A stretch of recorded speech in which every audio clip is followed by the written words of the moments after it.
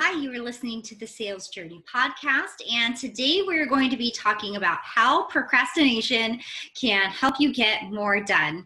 This is Kasha, and I am one of the sales and leadership coaches here at Emerge. For those of you new to the podcast, this is the podcast for network marketers who want to improve their sales, recruiting, and leadership skills. We publish episodes on Wednesdays and Saturdays.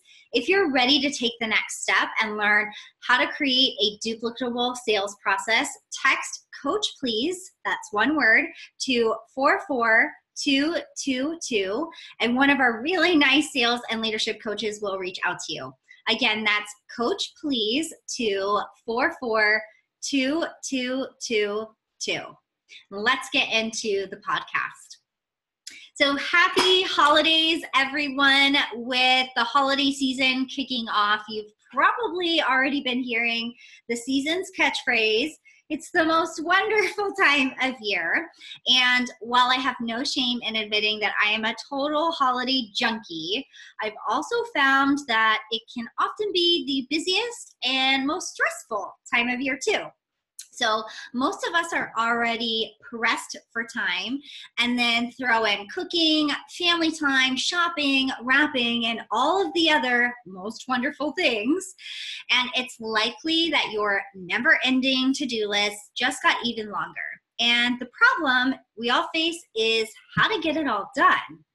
And we all have 24 hours in a day. And while I think most people try organizing their tasks in order of urgency and importance, also known as prioritizing, in order to get more done, the challenge with prioritizing is that it doesn't create more time. It's basically like a giant game of Tetris. So your tasks continue to fall on your plate, and we are constantly shuffling them from here or there, moving them up and down our task list, focusing on what matters most. And at the end of the day, we're still left with things that remain undone, and we end up feeling exhausted, overwhelmed, and frustrated. Can anybody relate? Because I know I can. The truth is, there's no such thing as time management. It just keeps going, regardless of what we do or don't do. So today I want to share a productivity hack where procrastination will actually help you to free up the time you have and get more done. Now, I know I'm probably the first one giving you permission to procrastinate, and you might be thinking I'm crazy right now, but first, I want to clarify because I may not be thinking about procrastination the same way you are. Rory Varden, who is the author of Procrastinate on Purpose, talks about the difference between procrastination, which is normally understood as waiting to do something you know you need or should be doing because you don't feel like it, versus intentionally deciding to wait to do something because now is not the right time. He goes on to discuss this idea of procrastinating on purpose. In essence, giving yourself permission to do things later, or perhaps not even do them at all. So what's this awesome hack where we actually have permission to procrastinate and do things later? It's called the focus funnel.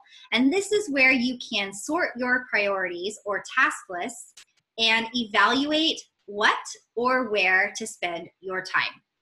So I want you to imagine you're starting at the top of your focus funnel with your never-ending laundry list of tasks or to-do lists. And the first task, you're going to throw it into the funnel and ask yourself this question: can I eliminate this? So how important is this task to you? Is it even worth doing? Is it possible to eliminate it altogether? Being more productive is just as much about what we don't do as what we do. Because when we give ourselves permission to say no, anything we say no to today creates more time for us to say yes to things tomorrow. Now, if you determine that you are unable to eliminate this task, The next question, so you're going to filter it down further into your funnel. And the next question you can ask yourself is, can I automate this? We have tons of technology available to us today, and I'm sure we're not all using it to its fullest potential. And so, do you have a process where you can automate this task, or can you develop a process to automate it? Because anything you create a process for today will save you more time tomorrow. And while it takes time upfront to create the process, it's kind of like a time investment, because once it's done, it frees up time that you're no longer spending on that thing that you can spend on other tasks later. Now, if it cannot be automated, the next question, as we filter it down into our funnel, is to ask, can this be done by someone else? In other words, can we delegate this? So do you have somebody who is able to complete this task, or can you teach someone else how to complete this task? There are probably numerous tasks you're spending your time on that could very likely be done by someone else. So then the question becomes, what prevents us from delegating? And I think it's this thought that they won't be able to do it just like you can. And while that might be true in the beginning, it's just temporary. Perfect is often the enemy of good enough.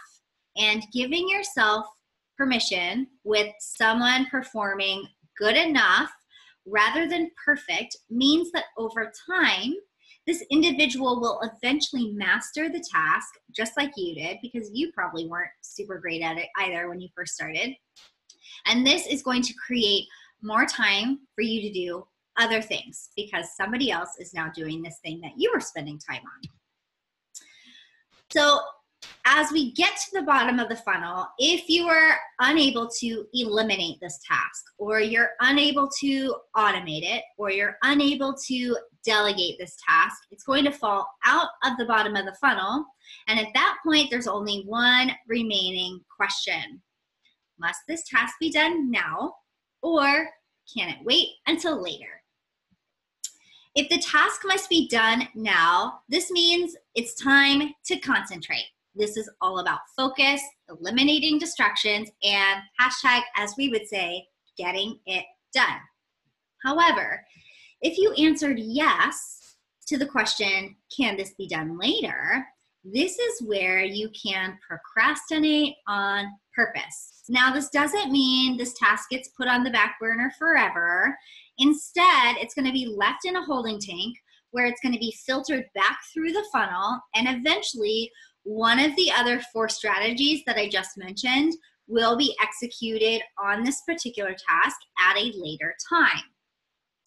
And what's interesting is when you find the same task can always be done later, and it ends up making its way back through the funnel over and over again, you might either be able to finally determine it's something you can actually eliminate because you haven't been doing it anyway, or you'll develop a system to automate it. Maybe at some point you're able to identify someone rising up to the occasion where you can delegate it, or you'll finally decide it's something you need to spend on your time on now, and you'll concentrate to get it done.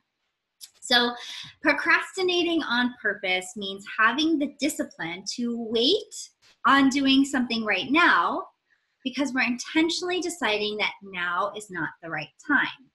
And when you can learn to decide what you spend your time on today, this ultimately will free up more time for you tomorrow so that you can get more done off of your task list. So I'd love to hear what sort of impact this might have on your business or even just in life in general, and how this might help you to get more done. And I'm curious to know what it is that you're deciding to procrastinate on purpose. So feel free to leave a comment or send me an email at kasha@emergesalestraining.com, and have a great day, everyone.